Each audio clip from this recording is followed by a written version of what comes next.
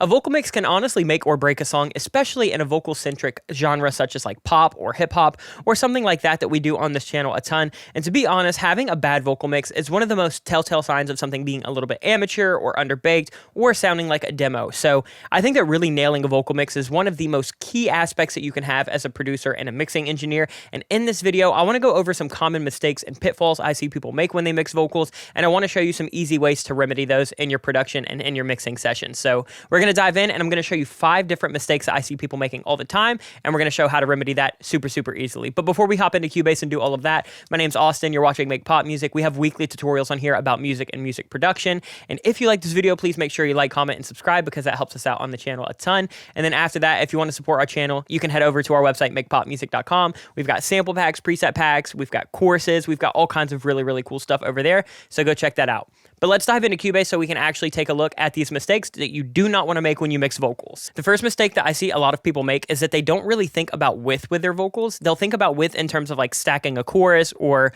layering and things like that. But the actual vocal mix can have as much width or it can be as narrow as you really want it to be. And that really depends on the song at hand, which is, I guess, one of the first things we should even mention is mixed to the actual song and to the vocalist, because no matter how many YouTube videos you watch, no matter how many presets you buy or save, every song is going to be a little bit different, every vocalist is going to be a little bit different, and every single production that you do is going to be a little bit different. So make sure that you don't get into the habit of just doing the same thing over and over and over again. Make sure that you kind of have your techniques and you have your tools, but you feel really comfortable being able to go in and actually adjust those things. So now that I've said that, let's actually talk about what I mean when I'm talking about width with a vocal.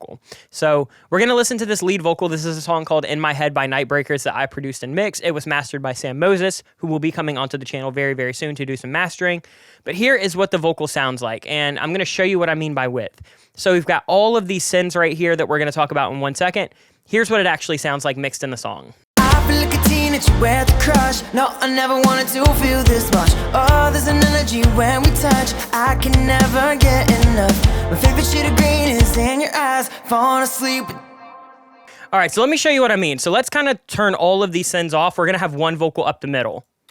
I feel like a teenager with a crush. No, I never wanted to feel this much. Oh, there's an energy when we touch. So what you could do is once you start adding things like delays and reverbs and things like that, you can kind of choose how wide you want those to be. So since this is a pretty sparse arrangement and Zach kind of likes a really wide, not super washy and ambient, but definitely wide and kind of, out there vocal, we do have some kind of sends that are going to be adding a little bit of width. So the first thing that we have that I want to show you is this send called a vocal parallel widening. This is just using the Roland Dimension D, but you could use any kind of chorus or doubler or anything like that. And what this is doing is it's just adding a little bit of width on the sides. I feel like a teenager with a crush. No, I never wanted to feel this much. Oh. So if you want a vocal that's kind of got that wide, almost chorusy, poppy sound, add something like a parallel widening. This is just on a little send down here. It's super simple. It's right here. You can see that we have the Roland Dimension D. This one's the Arturia version, and that's it. It's just at 100% wet on mode number 2, and that's adding just a little bit of width. But if you don't want that, if you wanted a vocal that's going to be a little bit more up the middle, don't do something like that. I'm also adding a little bit of short reverb. Short reverb is a really good way to kind of add some room noise, and that can add quite a bit of width. I feel like a teenager with a crush. No, But one thing to keep in mind is when you start using some of these, reverbs and delays and things like that, most of them will have a width knob. So if you want to play around, this can really drastically affect the tone of a record. So let me go ahead and drag this width all the way down. I'm going to go ahead and drag the width of the delay down as well. So that's a mono delay. And what I'm going to do is just narrow out this long reverb as well. So now, with some mono reverbs and a mono delay, this is going to have a completely different sound. So let me go ahead and show you what this sounds like. Let's get rid of, we don't need the slap delay. So we've just got a short reverb that's still mono, a long reverb that's mono, and a quarter note delay that's mono. I feel like a teenager with a crush. No, I never wanted to feel this. I feel like a teenager with a crush. No, I never wanted to feel this much. Oh, there's an energy when we touch. Now that vocal is sitting right up the middle, and all of the sends are sitting right up the middle, which is something that you may want or you may not want. I'm going to add that stereo slapback delay. I'm going to add that parallel widening, and I'm going to go back and I'm going to basically make all of these synths stereo like I had them in the first place. And you're going to see that it immediately kind of opens up that vocal mix. Maybe that's something you want to do for a song. Maybe it's not. But this is something that I see almost nobody talk about, is the fact that you really can drastically affect where a vocal sits, depending on if you have mono synths, stereo synths, do you have panning with things like delay, where is your vocal sitting. You don't have to always stack vocals to get a super wide vocal. You could just be using certain synths and inserts that can add a little bit of that reverb or delay or modulation. So here's what the final vocal sounds like, nice and wide. I feel like a teenager with a crush. No, I never wanted to feel this much. Oh, there's an energy. So keep width in mind when you are going through your vocal production and your vocal mix, because it can have a drastic impact on how everything actually sounds. The next thing I want to talk about is much more specific and a little bit more technical, and that is just de-essing it really, really poorly. So let me show you what we've got going on here. I like to kind of stack de-essers. I'll typically do one for like a TH and like a more plosive S, and then I'll do one for like that really sibilant, like that sizzly S. And typically what I'll do is some kind of like Y de-esser and a split de-esser. So I'm doing Y de-ess on the Pro de-ess right here. I feel like a teenager with a crush. No, I never wanted to feel this much. Oh, there's an energy when we touch. I can never get enough. My favorite shade of green is in your eyes. Falling asleep with your lips on. And you just want to take enough off to take the edge off of the actual vocal. You don't want to take so much off where it starts to kind of feel like everything is just super, super like lispy. Let me show you what it sounds like if we do this way too much. So let me drag this range all the way up. Let me drag this threshold all the way down. I feel like a teenager with a crush. No, I never wanted to feel this much. Oh, there's an energy when we touch. I can never get enough. So you can see that it's just doing way too much there, and as soon as you over de-ess, that vocal is just kind of shot. It's going to have that lispy sound. It's going to kind of feel really distant. It's going to take away a lot of that poke that you might want, especially in a dense pop mix. Let me show you what it sounds like in the mix if we over de-ess, because it will literally lose all of its sparkle. So let's go ahead and just obliterate these. I feel like a teenager with a crush. No, I never wanted to feel this much. Oh, there's an energy when we touch. I can never get enough. My favorite shade of green is in your eyes. Falling asleep. So when you're de-essing, if you're having trouble really getting a lot of those S's and those peaks, don't always do de-ess. A lot of the time you can get rid of some of that with just some simple EQ moves in the high mids, like that 5 to 6K, and then that 10 to 12K. And then also, if you do start de-essing, make sure that you're attacking very specific frequencies and make sure that they are only hitting when you need them to hit. You don't want that de-esser to basically just be a multi-band compressor, always squeezing down that entire frequency, because it'll darken up your vocal. It'll kind of make everything sound a little bit lispy. And to be honest, it can really just ruin a super nice, bright pop vocal mix. Another thing, just make sure that you kind of stack de-essers. I do that in the same way that I kind of do compression of a lot of the time when I compress a vocal. I like a lot of compression, which we'll talk about actually next, but I don't want to do all of that in one stage because it starts to impart too much character of that one specific compressor. So I'll kind of split it with something that they call staging compression. And I do that with EQ and de-ess as well. So there you go. There's my tips on de-essing. Typically, I'm looking for anywhere between like 2 and 4 dB of gain reduction when that sibilance hits, and that's about it. I don't really want too much after that, because as soon as we do, it really starts to demolish the vocal. Also, if you need more than that, it's probably an EQ move, or it was just a really, really poor mic selection for the actual vocalist. The next thing, speaking of compression, that I want to talk about is just kind of understanding compression. I feel like when most people mix vocals, they add compressors because all of us on YouTube have always said to add compressors, or they see that their favorite mixing engineer compresses vocals a lot. And to be honest, I think so many people add compression and don't even know specifically what that is. And so let me just say, learn your tools, learn the basics before you go in and start just throwing shit at the wall because you think that that's exactly what you need to be doing. One of the things that I like doing with a compressor is really making sure that I am dialed in. And the way that I do that is by, like I just mentioned, is, kind of stacking those compressors. I don't want one compressor doing way too much work. So before we dive into how I compress my vocals and what I look for, some things to keep in mind with compression are, it's just going to kind of level out that vocal. You can kind of tame transients. You can bring up quiet parts. It's just going to level out everything so it's not super uber dynamic. Maybe that's what you want. Maybe if you're doing a ballad, you want a super dynamic vocal because it has a lot of emotional presence. And so in that case, you're not going to compress nearly as heavy as you would in kind of a pop rock track like this. It's a super dense arrangement, a super big mix. This needs a ton of compression because that vocal always needs to be sitting on top. And if I were to mix that vocal loud enough to sit on top of these big loud drums and these guitars and this bass, And, you know, Zach gets really loud, it's going to clip, it's going to sound insane. And then if he gets really quiet, it's going to be inaudible. So for a dense arrangement, I typically like a lot of compression. And the way that I do that is just by stacking compressors. So let me show you the setup that we've got going on this song. I feel like a teenager with a crush. No, I never wanted to feel this much. Oh, there's an energy when we touch. I can never. All right, so let's go over what I'm doing. So I've got like 5 to 7 dB of gain reduction on here, 5 to 7 dB of gain reduction on here, and I've got a little RVox to kind of spice everything up. So what I'm doing with this 116, also known as like an 1176, is I'm just kind of working on some fast compression that's going to get rid of some of these transients that Zach has. We actually used a pretty good tube mic, and we used it on Zach, who is pretty dynamically controlled, but I want to just get rid of some of those initial peaks. So what I'm doing is I've got this attack. This is a pretty slow attack for an 1176, but even the slowest attack on something like this is still very, very fast. So I've got my attack right here at 5. I've got my release as fast as possible. One thing to keep in mind on an 1176 is to go slow to fast. So you know, this is going to be your slowest attack, this is your slowest release, and then it's going to go all the way up to fast. So this is actually kind of like a semi-fast, kind of medium attack, and then super fast release. And then I've got my ratio on 4:1. The higher the ratio, the more it's going to kind of give that like compressed, super hard knee sound, and that can really start to sound like a compressor, which maybe you want, maybe you don't. A lot of the time on things like drums, you're going to go for a higher ratio because you want it to kind of have that pump. But on vocals, I'm typically on like a 4:1 or a 2:1 or something like that. So this is doing some faster compression with the 1176. And then I've got this opto compressor right here. A lot of the time people will use like the custom opto, the LA2A, the CL1B. They're going to be a little bit slower, a little bit fluffier. And this is kind of going to start bringing up some of those lower parts in the vocals and just adding a really nice kind of warm tone characteristic. So here are the settings for that. I actually have this ratio pretty high. This is like a 5.8. We've got some peak.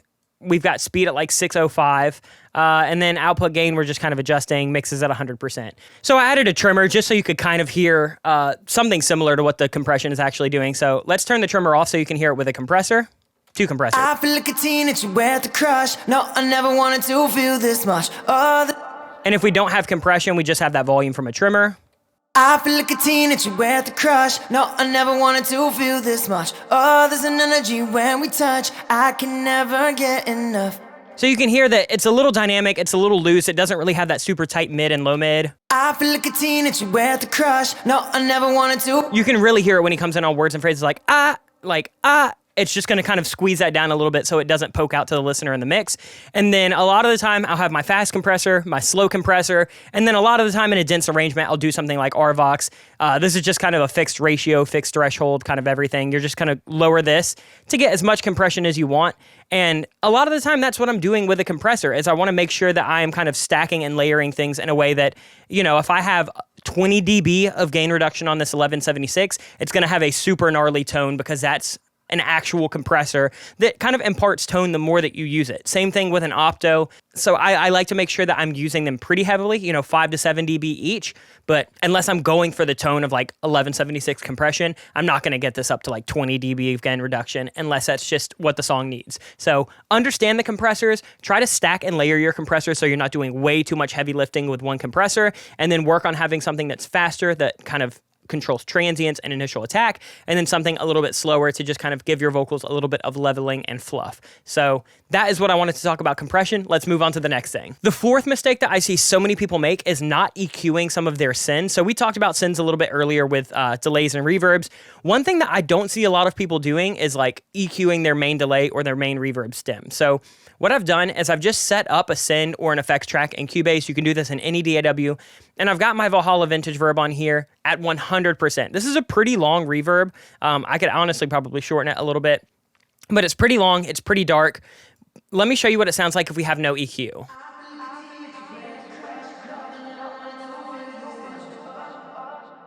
It's still got a lot of low mids. What I like to do when I'm kind of working on having a vocal that's going to have a lot of reverb and a lot of delay, this is more on the dry side, but if I'm having something like a dense R&B track or something that I'm doing like some spacey, kind of wavy hip hop, really controlling these sends with something like some EQ or even compression or saturation after the actual insert can be huge for tone shaping.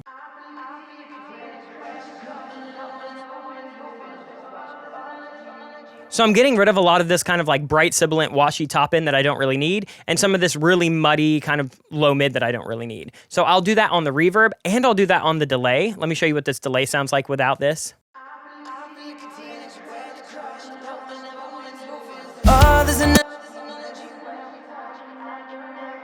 So I'm a big fan of band passing, and you can change these settings. Like I could easily open this up and do something like this.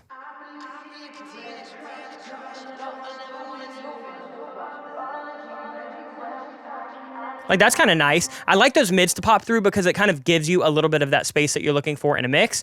But let me show you what this sounds like if we don't have these EQ'd. I feel like a teenager with a crush. No, I never wanted to feel this much. So there it is with the EQ. Let's turn these off so you can hear what it would sound like if it's just, you know, really full blown. I feel like a teenager with a crush. No, I never wanted to feel this much. Oh, there's an energy when we touch. I can never get enough. Now it's sounding way too reverby and it has way too much delay because you're starting to get some of that full volume. Like nothing's really that filtered out. So when I'm working with reverb and delay, I like to really make sure that I go ahead and process these synths. Sometimes you can do it in a reverb and delay. Like right here, if I open up Vintage Verb, I could kind of do a low cut at 400 and a high cut at 300. I could open up this shelf a little bit. So sometimes you have some EQ options in your actual plugins. Same thing with like most delays, honestly. Like if I go into repeater, you can see that we're already kind of doing that a little bit. We've got a high pass and a low pass kind of doing their thing.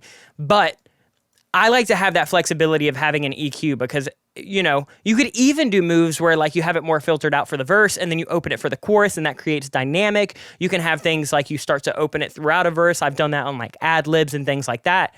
So think about adding some EQ on your actual synths because they're going to give you a lot more flexibility with tone shaping, things like reverb and delay. And to be honest, you can use a lot more reverb and delay when you have EQ'd them, you have made sure that they are kind of sitting in the right place because if they're not, you have to be really, really careful about how much you use because they start to really get cluttered with the vocal and the rest of the arrangement where, you know, as if on the opposite end, you kind of start filtering everything out. You can tuck that reverb or that delay in their own little special place, and then you can drive them way harder because, you know, they're filtered out. They're not really getting in the way of that main vocal. They're not really getting in the way of that guitar or that snare drum. So think about that when you're using things like reverb and delay. Post-processing them can give you so much extra room to really drive them in a mix. The last thing that I want to talk about when mixing vocals is just general EQ mistakes, and one of the main ones being just muddy low mids and low end. So like, let me open this up here on Zach's vocal. If we go ahead and listen to what this vocal sounds like with nothing on it. I feel like a teenager with a crush. No, I never wanted to feel this much. Oh, there's an energy when we touch.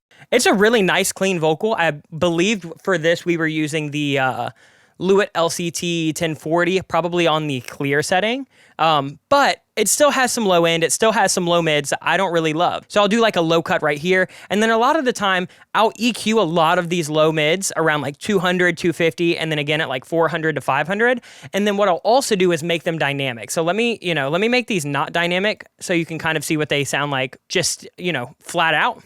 I feel like a teenager with a crush. No, I never wanted to feel this much. Oh, there's an energy when we touch. I can never get enough. My favorite shade of green is in your eyes. So we're taking away a lot of that bloat in those low mids, which can, again, let us get that vocal a lot brighter, a lot more on top. Perceived volume is going to really sit in the high mids and the highs. And so if you have a vocal that is a little bit thinner, especially in a big arrangement like this, where you don't need that low end of a vocal like you might in something like a ballad, you can drive that vocal a lot harder. You can have it be a lot higher in the mix, and it's not going to start, messing up your limiter, messing up compressors, things like that.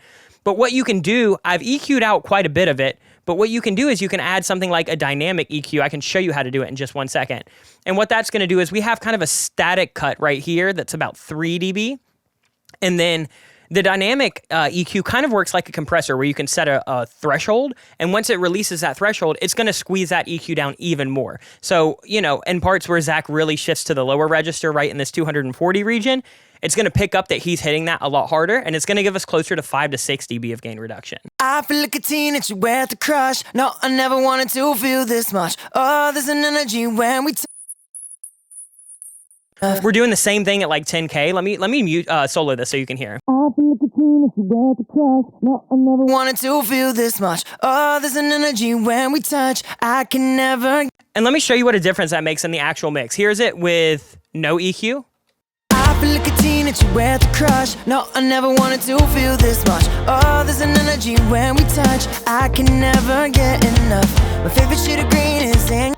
Without that EQ really helping out some of those low mids, it is so thick and so dense and so kind of tubby in that mix, it's really just not doing what we need it to do. So kind of, you know, again, every song's a little bit different. Maybe you have a vocalist that low mid is really, really nice on them. For voices like me or voices like Zach or voices like Riley, where none of us have super deep voices, we kind of have that like really resonant 200 to 400, you're going to want to get most of that out of the ballpark so you can actually start to drive that. Also, that kind of low end can really mess up compression just because it feeds the compressor so hard. So make sure that you kind of EQ out some of those low mids. Let's turn these sends back on so you can hear it. I feel like a teenager with a crush. No, I never wanted to feel this much. Oh, there's an energy when we touch. I can never get enough.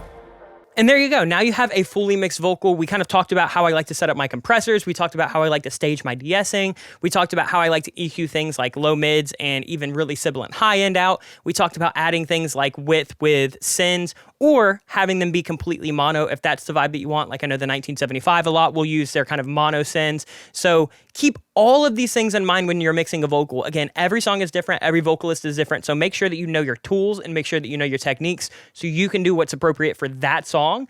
But these are just some common mistakes and pitfalls I see a lot of people falling into that honestly don't get talked about nearly enough. But that's going to do it for this video. If you like this video, please make sure you like, comment, and subscribe. That helps us out a ton. If you want to support our channel, you can head over to makepopmusic.com. We have sample packs, preset packs. We have a big course on there.